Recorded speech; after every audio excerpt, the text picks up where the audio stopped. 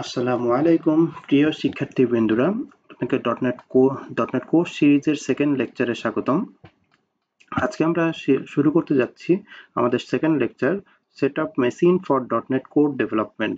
অর্থাৎ dot net কোরের project create করার জন্য, কোড ডেভেলপমেন্ট করার জন্য আমরা মেশিনটা কিভাবে রেডি করবেন সেই বিষয়ে আজকে লেকচার দেওয়া হবে। এবং এই লেকচারটা শুরু করার আগে অবশ্যই আপনার ডট নেট কোরের ফান্ডামেন্টাল বিষয়গুলো অবশ্যই জেনে আসবেন, যেগুলো আমরা প্রথম লেকচারে আলোচনা করেছি। এবং সেই লেকচারের লিঙ্ক আমাদের ভিডিও ডিসক্রিপশনে দেওয়া থাকবে, অবশ্যই দেখে নিয়ে আসবেন। তো চলুন শুরু করা যাক আজকের লেকচার। তো আজকের লেকচারে কি কি এজেন্ডা আছে সেগুলো নিয়ে আমরা আলোচনা করি। প্রথমত আমরা আলোচনা করব যে how to set up development machine for dot net core application development. অর্থাৎ ডট নেট কোরের অ্যাপ্লিকেশন ডেভেলপ করার জন্য আপনার এই মেশিনটাকে কিভাবে রেডি করবেন সে বিষয়ে আমরা আলোচনা করব। আচ্ছা, তারপরে আমরা এসডিকে নিয়ে আলোচনা করব এবং কোন এডিটর আপনারা ইউজ করতে পারেন, সেই এডিটরগুলো কোথায় থেকে ইনস্টল করবেন সেই বিষয়ে আমরা আলোচনা করব। পরে আমরা এসকিউএল সার্ভার ম্যানেজমেন্ট স্টুডিও, অর্থাৎ আপনারা কোন ডাটাবেস ইউজ করবেন, ডাটাবেসটা কোথায় থেকে ডাউনলোড করবেন, কিভাবে ইনস্টল করবেন সেই বিষয়ে আমাদের এখানে আলোচনা করা হবে। এবং প্রপারলি ঠিকমতো সবকিছু ইনস্টল করছেন কিনা সেটা ভেরিফাই করার জন্য আমরা লাস্টে কিভাবে ভেরিফাই করবেন সেই বিষয়ে আমরা গাইডলাইন দিব। তো কি কি টুলস ইউজ করবেন? প্রথমত আপনার কাছে যদি একটা মেশিন থাকে, সেটা উইন্ডোজ, লিনাক্স, ম্যাক্স যে কোনো মেশিন থাকলেই আমরা এই ডট নেট কোর ডেভেলপমেন্ট শুরু করতে পারবো। আচ্ছা, নেক্সট হচ্ছে এডিটর। কি কি টাইপের এডিটর? আমাদের যে কোনো একটা এডিটর থাকতে হবে। ভিজুয়াল স্টুডিও কোড আমাকে ডিসকাস করতেছে পরের লেকচারে। ডট নেট কোর এসডিকে, অর্থাৎ SDK means software development kit. অর্থাৎ এই সফটওয়্যার ডেভেলপমেন্ট কিটটা কি হবে সে বিষয়ে আলোচনা করা হবে। তো চলেন আমরা এডিটরগুলো কি কি ইউজ করতে পারি। আমরা এডিটর ইউজ করতে পারি ভিজুয়াল স্টুডিও। ভিজুয়াল স্টুডিওটা আপনারা কোথায় পাবেন? এইখানে একটা লিঙ্ক দেওয়া আছে, দেখেন, visualstudio.microsoft.com। ঠিক আছে, এই লিঙ্কটাতে গেলেই আপনারা কিন্তু পাবেন। এই যে আমি লিঙ্কটা এখানে নিয়ে রাখছি, visualstudio.microsoft.com। এইখানে গেলেই আপনার নিচের দিকে আসলে এই যে visual studio, the most comprehensive ID for dot net and C++ developer on Windows, fully packed sweet array of tools. এখানে অর্থাৎ এই আপনার এইটা ডেভেলপ করার জন্য যেসব টুলসের প্রয়োজন সেগুলো মোটামুটি সবকিছুই দেওয়া আছে। এখানে 3টা ভার্সন আছে, দেখবেন, কমিউনিটি, প্রফেশনাল, এন্টারপ্রাইজ। কমিউনিটি ভার্সনটা এটা ফুললি ইন্ডিভিজুয়াল ডেভেলপারের জন্য, অ্যাডমিন ইউজ, ওপেন সোর্স, একদম ফুললি ফ্রি। ঠিক আছে, এইটা এখান থেকে ডাউনলোড করে আপনারা ইনস্টল করে নিতে পারেন। এবং পরবর্তীতে ভিজুয়াল স্টুডিও যে কোনো ধরনের আপডেট, তাদের যে কোনো ধরনের আপডেট আসলে এইটা হচ্ছে একদম রাইট ওয়ে যেখান থেকে আপনারা এই আপডেটগুলো পাবেন। এরপরে আমরা ইউজ করতে পারি ভিজুয়াল স্টুডিও কোড। এটা আপনারা কোথায় যেয়ে পাবেন? code.visualstudio.com। আমরা যাই এখানে, এই যে আমাদের এটা হচ্ছে code.visualstudio.com। এই পাথে আসলে আপনারা এখান থেকে ভিজুয়াল স্টুডিও কোডটা ইনস্টল করতে পারবেন। ওকে, এটা ফর উইন্ডোজের জন্য এটা ইনস্টল করতে পারবেন। এবং এই কোড, ভিজুয়াল স্টুডিও কোড, বিভিন্ন ধরনের ল্যাঙ্গুয়েজ সাপোর্ট করে, C sharp, Java, TypeScript, Python, HTML এবং এক্সটেনশনগুলো সাপোর্ট করে। অর্থাৎ মজার ব্যাপার হচ্ছে যে এইটা ভিজুয়াল স্টুডিওর থেকে অনেক বেশি লাইট ওয়েট। অর্থাৎ এখানে সবকিছু একসাথে দেওয়া নাই, এখানে আপনি যেটা যখন প্রয়োজন তখন এই এক্সটেনশনটা অ্যাড করে নিতে পারেন। হ্যাঁ, এখন এই এক্সটেনশনটা অ্যাড করতে হলে তো আপনার জানা থাকা লাগবে, আর সেটা যারা হচ্ছে প্রফেশনাল ইউজার তারা নর্মালি এই ভিজুয়াল স্টুডিও কোডটা ইউজ করে থাকে, বিকজ এটা লাইট ওয়েট এবং এটা খুব ইজি ভিজুয়াল স্টুডিওর তুলনায়।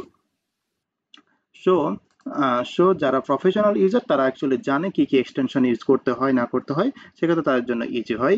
কিন্তু নিউ ইউজারের ক্ষেত্রে একটু তুলনামূলক কমপ্লেক্স হয়, এবং আমি রিকমেন্ড করি যে নিউ ইউজার হলে অবশ্যই ভিজুয়াল স্টুডিও দিয়ে ইউজ করা উচিত। তারপরে কি আছে? এটা ছাড়াও আপনারা ইউজ করতে পারেন অ্যাটম, সাবলাইম, ব্র্যাকেট, ইটস।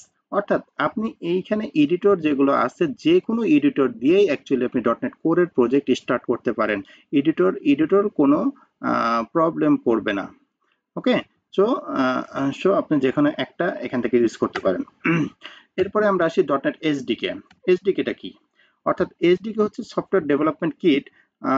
এই এসডিকেটা ছাড়া আপনি ডটনেট কোরের প্রজেক্ট অ্যাকচুয়ালি স্টার্ট করতে পারবেন না।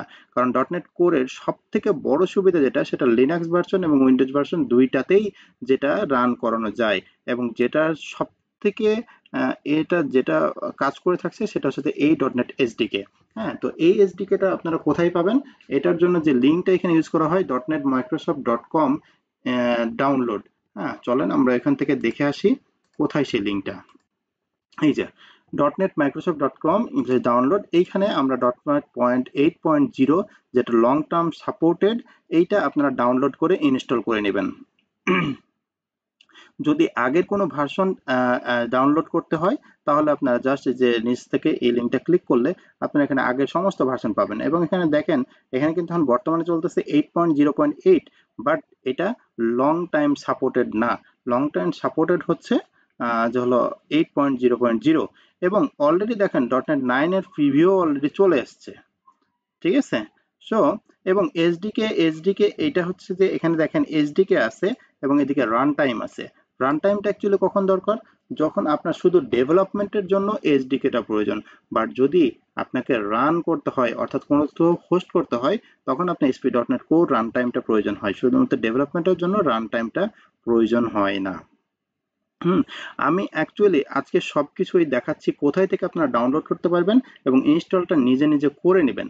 আমি কোথাও আসলে ইনস্টলেশন প্রসেসটা দেখাচ্ছি না। যদি আপনাদের ইনস্টল করতে কোনো ধরনের সমস্যা হয় অথবা কোনো প্রবলেম ফেস করেন, তাহলে অবশ্যই আমাকে কমেন্টস করবেন এবং আপনাদের কমেন্টসের ভিত্তিতে যদি প্রয়োজন হয় তাহলে আমি ইনস্টলেশন প্রসেস নিয়ে আলাদা একটা ভিডিও করতে পারি।